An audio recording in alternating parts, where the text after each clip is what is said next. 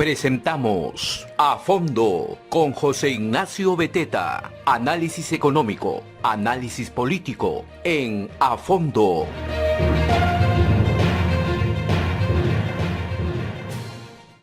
Hola, ¿cómo están? Muy buenos días. Soy José Ignacio Beteta, conduciendo A Fondo gracias a la red de comunicación regional, llegando a más de 10 regiones del país, a más de 25, 26 radios regionales y locales en todo el Perú. El día de ayer han ocurrido varios eventos, digamos, sobre todo mensajes, ¿no? Mensajes ya de los que están en el entorno de Pedro Castillo, de los que se van a juntar a Pedro Castillo en este nuevo gobierno.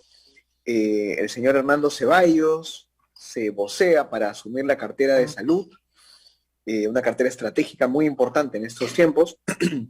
Sus primeros comentarios ha dicho que han sido que él necesita escuchar a Vladimir Cerrón, ¿no? El señor Pedro Castillo ha lanzado mensajes, como siempre, un poco por aquí y por allá. Por un lado, pidiendo calma a los empresarios y llamando a la unidad. Por otro lado, hablando de que él va a gobernar hasta que el pueblo lo decida y que la asamblea constituyente se va a dar si el pueblo lo decide, con esta narrativa del pueblo. Vladimir Cerrón y Bermejo felicitando a sus elecciones, como por ejemplo el señor Roger Nájar, ¿no? Vinculado a Vladimir Cerrón directamente, quien sería el primer ministro del gobierno de Pedro Castillo.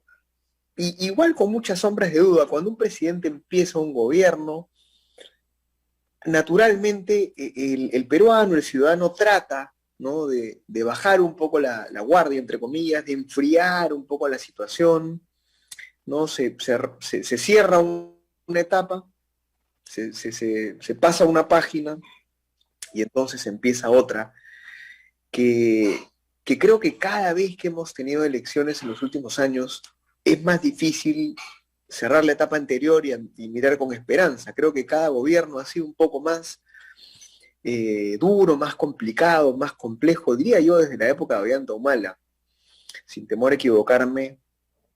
Y después de 11 años, por primera vez el Perú tiene un gobierno, confesa y abiertamente, de izquierda radical, porque el gobierno del señor Pedro Castillo es un gobierno teóricamente y conceptualmente de izquierda radical.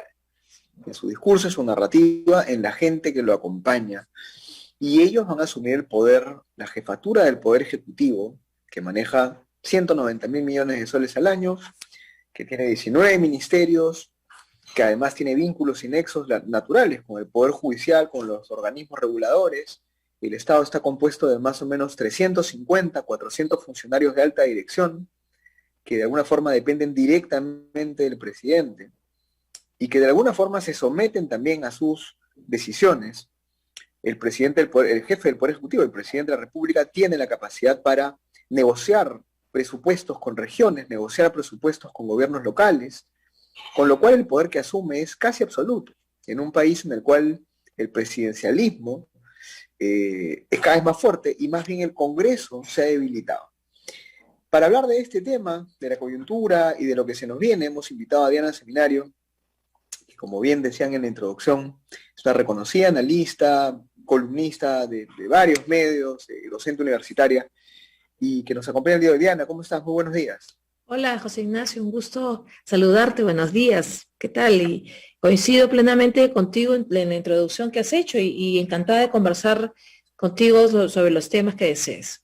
La primera pregunta es muy abierta. ¿Cuáles son tus impresiones sobre este cambio de gobierno? Mira, la ley y el Estado de Derecho nos dice que hay que aceptar lo que está pasando porque no podemos entrar en una anarquía. Imagínate si tú y yo y todos los demás dijéramos, no es mi presidente, entraríamos en lo que es una anarquía. Lo que toca es decir, bueno, el jurado, con todas las reservas del caso que nosotros podemos tener sobre las decisiones del jurado, desde el momento de la inscripción de la plancha presidencial, desde que hemos visto las irregularidades que se han dado, desde que no han querido ir al tema de fondo y se han quedado en temas de tasas, en temas burocráticos, por decirlo de otra manera, para decirlo de otra manera. Dicho esto, creo que el Jurado Nacional de Elecciones ha tomado una decisión y nos ha dicho a todos los peruanos que es Pedro Castillo el ganador de la segunda vuelta electoral. Con eso toca ahora ver qué va a pasar, ¿no? Y como bien has dicho, yo creo que está claro que el gabinete que estamos esperando que conforme Castillo va a estar liderado por uno de Perú Libre o por uno de Vladimir Cerrón. Acabo de ver una foto en Twitter de Guillermo Bermejo diciendo pues que Roger Nájar es la persona, ¿no? Y por detrás, como agazapado, como buscando, se ve en un segundo plano a Daniel Salaverry, ¿no?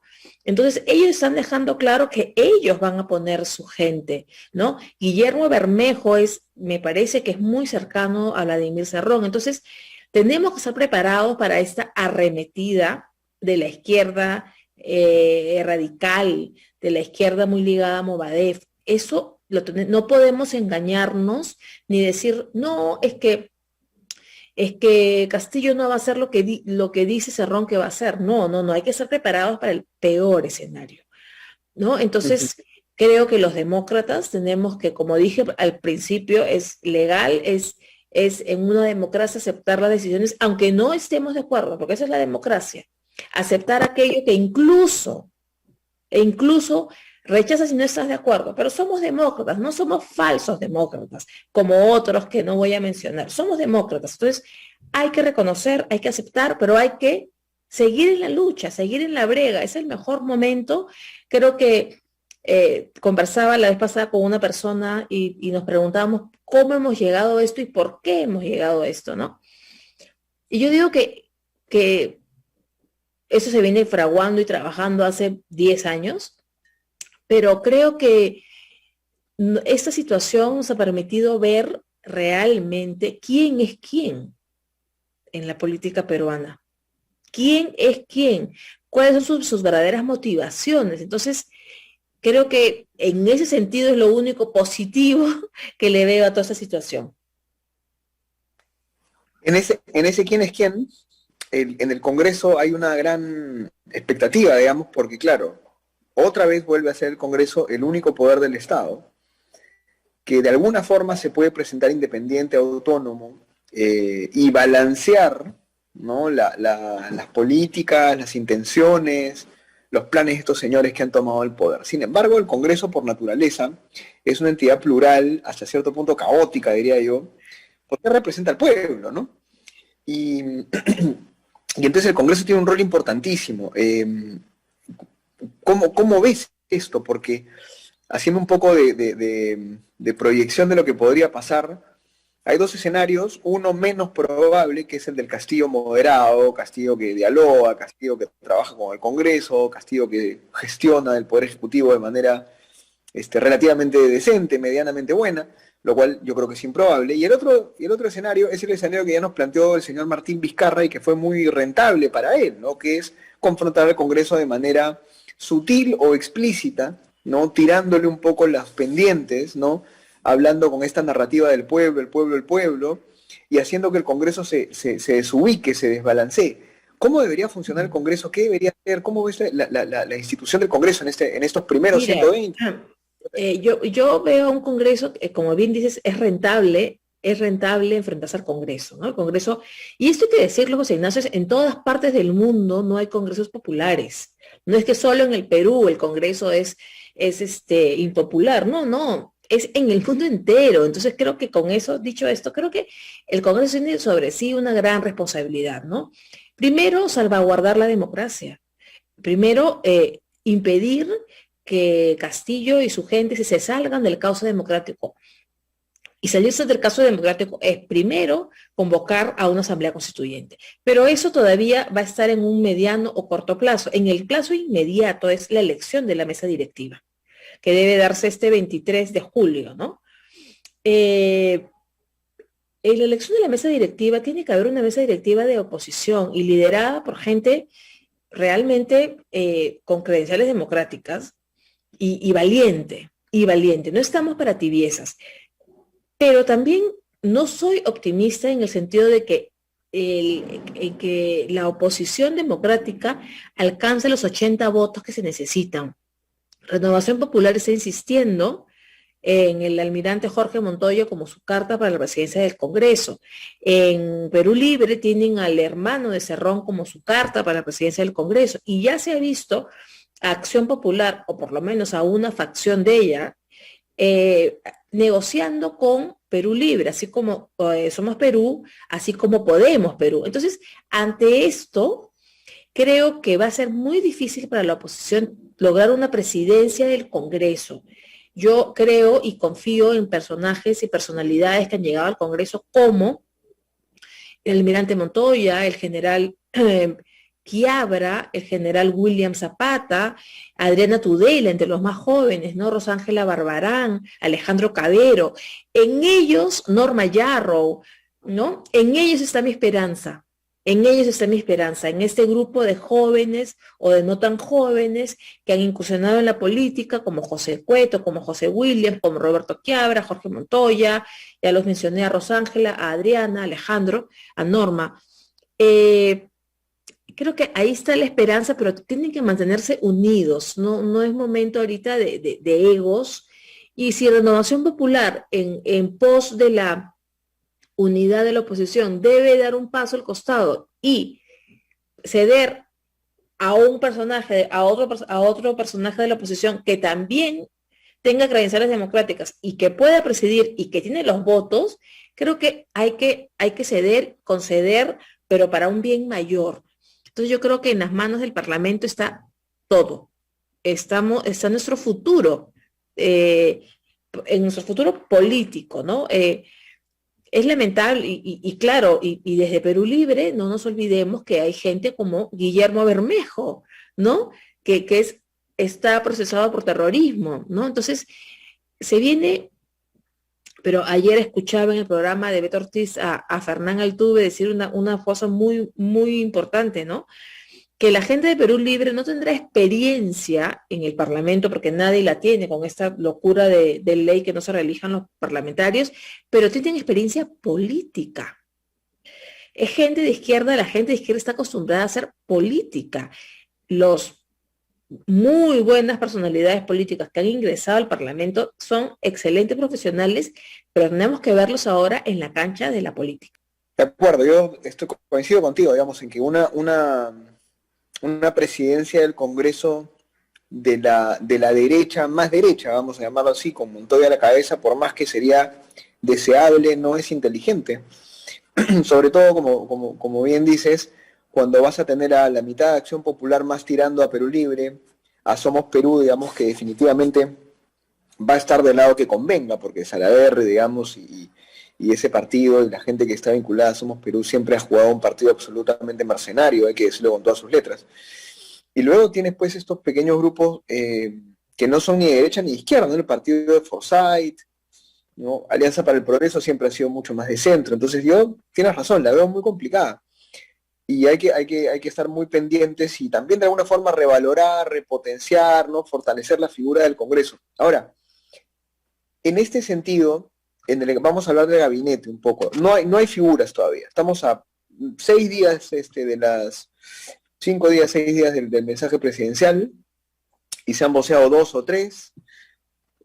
La parte moderada de Perú Libre, que se suponía iba a llegar por Verónica Mendoza, que tampoco era tan moderada, fue desapareciendo en el camino. El señor Pedro Franque pues lo fueron arrimando de a poquitos y se cayó de la banca, ¿no? ¿Cómo debería ser un gabinete de Pedro Castillo? Otra vez, ¿no? En el deseable escenario de que quisiera él tener un gobierno de unidad, de consenso, algo así a lo Ollanta-Humala, pues, pero, ¿no? Pero más tranquilo, ¿no? Más de consenso. ¿Cómo debería ser? Mira, estamos nosotros pensando y hablando respecto al gabinete de Castillo como lo que nosotros hiciéramos o quisiéramos y deseáramos, que es muy distinto a los planes de ellos, ¿no? Yo creo que el plan de Castillo, el plan de Cerrón, por decirlo claramente, es entrar con todo, porque ellos creen que no van a tener mucho tiempo, José Ignacio. El deseo de ellos es quedarse, hacer la Constitución y quedarse, y como lo hemos visto en Bolivia, en Venezuela, ¿no? esa es la idea, ese es el plan, como dicen, el plan máximo, ¿no? Plan máximo es ese. Pero la realidad es que, aunque las instituciones de justicia están bastante adormecidas, por decirlo de algún modo, pero la realidad es que tienen el tema de los dinámicos del centro, que tarde o temprano les va a... Yo creo que hay, como dijo la fiscal, hay 200.000 audios, 200.000. Entonces yo estoy convencida que en uno o más tiene que estar, de hecho, tiene que estar Castillo en los audios, tiene que estar Dina en los audios. Entonces ellos saben que, yo pienso que cuando la izquierda populista entra con todo, no nos van a dar tiempo de decir, no, mira, que vamos a convocar. Yo creo y espero realmente equivocarme que va a ser un gabinete Perú Libre, que lo va a presidir Roger Nájar, que acabo de ver también que hay otro audio más que lo compromete. Va a estar Roger Nájar, por supuesto que va a estar Hernando Ceballos, por supuesto, y otros personajes más muy ligados a la izquierda de Cerrón. Cuando has hablado de Pedro Franque, efectivamente, en la foto ya no está Pedro Franque, ya no está Pedro Franque. Entonces, Verónica Mendoza insiste y se equivoca cuando dice, yo espero que Cerrón no aparezca para nada. Eso es inviable. Entonces, yo creo que no va a haber ningún cuadro de Juntos por el Perú en el gabinete. Va a ser un gabinete muy de Perú Libre. Como te digo, espero equivocarme. Espero que el 28 de julio diga, uy, qué bueno, aparece X, Y, Z como personajes del gabinete. Ahora, decir que Daniel Salaverry de Somos Perú es apertura y es moderación, es mentira. Daniel Salaverry se acomoda donde mejor puede y donde sabe que va a sacar el mejor provecho. Y si tiene que obedecer una orden de Cerrón, lo va a hacer. Entonces, no nos contentemos con que sale Salaverry, hoy bueno, se moderó. No. O sea, eso no es así, porque Vizcarra, que también está detrás del gabinete, Vizcarra está proponiendo nombres al gabinete, pero al final, quien va a decidir es el que corta el jamón, que es el señor Cerrón. Entonces, en ese sentido, José Ignacio, yo no soy, de repente estoy muy pesimista hoy día, pero la verdad es que prefiero ser realista que irme de bruces. Mejor realismo para estar preparados. Sí, y terminando un poco la conversación y con tus últimas reflexiones, tú iniciaste esta conversación con una frase muy importante. Ahora sabemos quién es quién, digamos, en la política, ¿no? Hay un sector más progresista que tiene evidentemente intereses pues empresariales, libertades civiles, con los cuales estamos probablemente muy de acuerdo.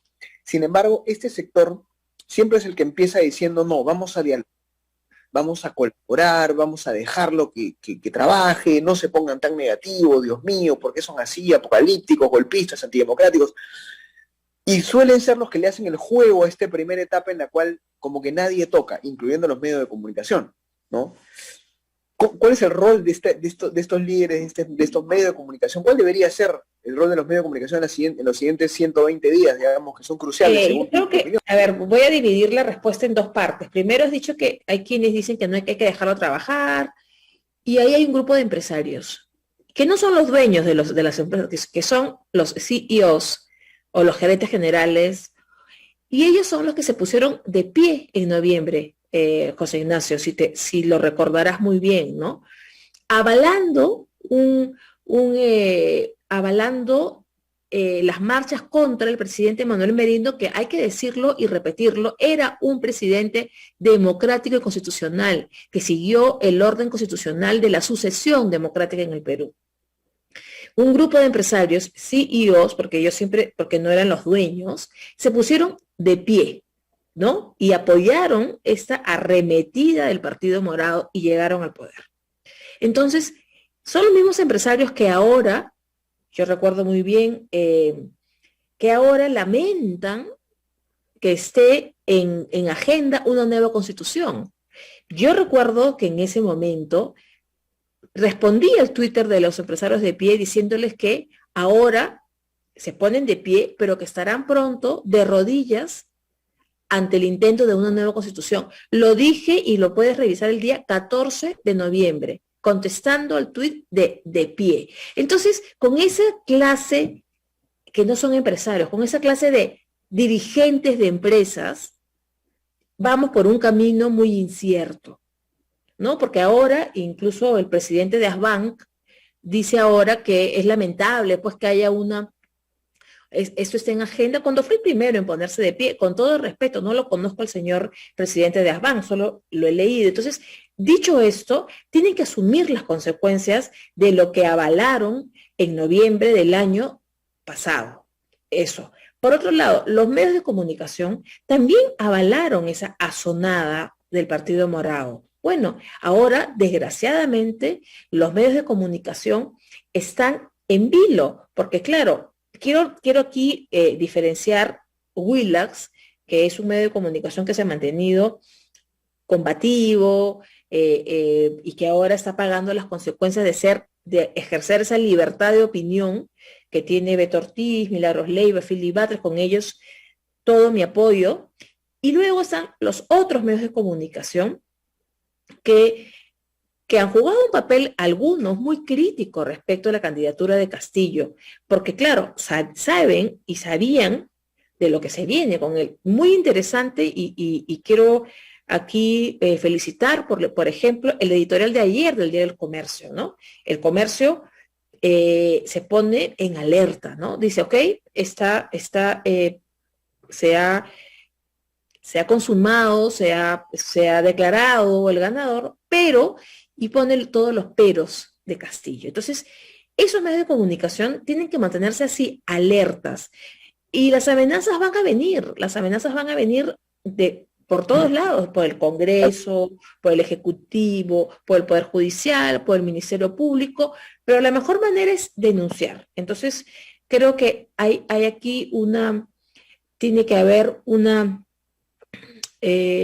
medios de comunicación van a jugar un rol vital, son los medios de comunicación los que están sacando los audios de los dinámicos del centro, no es el Día del Comercio, es Willax, es Panorama, ellos nos están haciendo saber esa podredumbre de los dinámicos del centro. Entonces, tienen que seguir en esa batalla, y los empresarios o los dueños, los CEOs, que ahora tienen que apechugar nomás, ¿no? O sea, no encuentro otra palabra.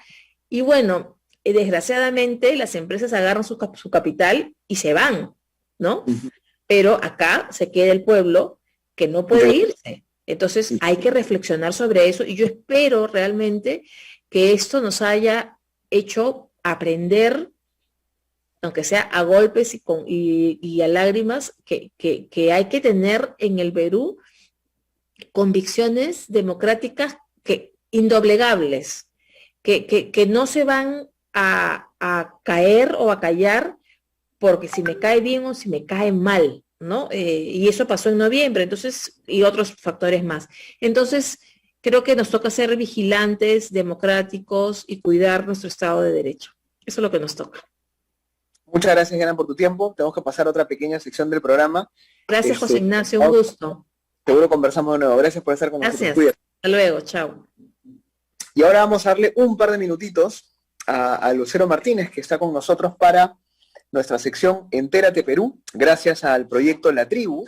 Lucero Martínez, del proyecto La Tribu, va a conversar con nosotros unos minutos acerca de qué es lo que está pasando con la vacunación, con las actividades económicas que se necesitan para reactivar el motor de la economía, que es el sector privado, la empresa privada, y esto lo hace desde el proyecto La Tribu, que es un proyecto de análisis económico y también de impuestos y políticas públicas. Lucero, ¿cómo estás? Buenos días. Hola, buenos días, José Ignacio, ¿qué tal? Un gusto estar hoy día contigo en tu programa. ¿Qué tal? Cuéntanos, ¿qué reflexiones tienes para el día de hoy? Sí, a comenzar a comentar un poco sobre la industria de la cultura. Bueno, Castillo ya va a asumir la presidencia en unas semanas y tiene un desafío grande con ese sector que recién se ha empezado a activar este año y que ha sido muy golpeado, ¿no? Aproximadamente el 75% de las empresas de entretenimiento, que realizan espectáculos, habrían cerrado para el primer trimestre de este año. lo que significa pues pérdidas de empleos, pues en cada empresa en cada evento aproximadamente participan 300 empresas y aproximadamente 5 trabajadores en cada una de ellas. Entonces, es un sector que comenzó tarde, lamentablemente. Si bien es cierto, se permitía hacer eventos este año, el aforo era muy limitado y lamentablemente la realización de eventos virtuales o el hecho de tener aforo limitado no es rentable para estas empresas, pues no les permite cubrir los costos y ellos ganan principalmente por la venta de alimentos y bebidas, cosa que en un evento virtual no podrían tener y con un aforo limitado pues es reducido, ¿no? la cantidad de personas que asisten. Entonces, desde el Ministerio de la Cultura se está haciendo un programa que es Activando Cultura, que organiza estos eventos y el fin de semana se llevó a cabo el primer evento que cumplió con todos los protocolos. Entonces, nada, esperamos que se siga avanzando, que se siga apoyando a ese sector. Va a ser vital el avance en la vacunación. Bueno, en manos de Castillo está el hecho de si se modera o no, si busca un gabinete de consenso o no, porque si no lo hace, no solamente se va a afectar ese sector, sino también otros sectores que ya han venido avanzando.